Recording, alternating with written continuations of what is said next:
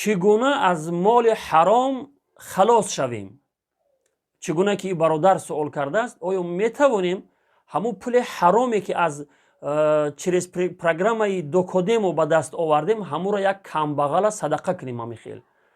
бисмиллаҳ валҳамдулиллаҳ вассалату вассаламу ала расулиллаҳи аммо баъд. хуб, алҳамдулиллаҳ сумма алҳамдулиллаҳ ки ӯ панду насиҳатҳое ки мо дар ин замина гузоштем дар бораи ҳаром будани ширкати Фаберлик, дар бораи ҳаром будани ширкати Атоми ва пул ба даст овардан ба тариқи ҳамин программаи докодемо, алҳамдулиллаҳ ки ин ҳама панду насиҳатҳо коромад шуд. чунки бисёри хоҳарҳо навиштанд ва ҳатто баъзеш навор ҳам карданд ки мо аз ҳамин ширкати Фаберлик фаҳмидем ки ҳаром аст, мо даст кашидем ва дигар бор ба ин кори ҳаром даст намезанем.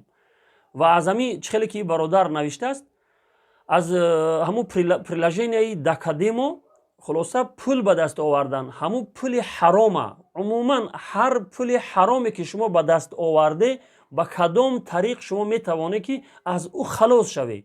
ин шариат бар мо ҳукм мекунад ки аз моли ҳаром бояд ки мо халос шавем, ба ягон тариқе бояд халос шавем.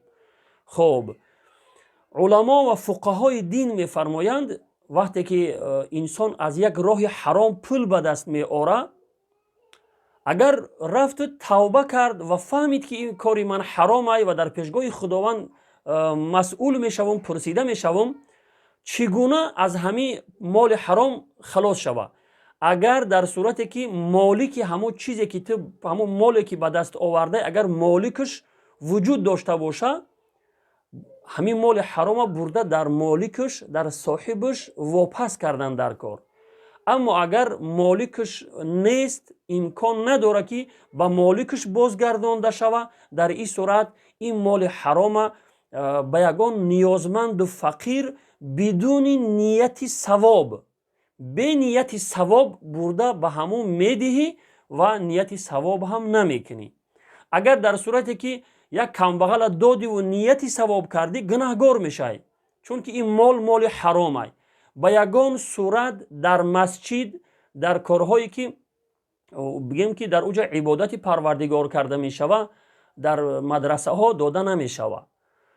хуб, баъзе фуқаҳо мефармоянд ки дар ҷое ки манфиати мусалмонҳо ҳастай, ғайри масҷид, метавонад ки ҳамун молра сарф бикуна, вале нияти савоб накуна. валлоҳу аъламу биссавоб.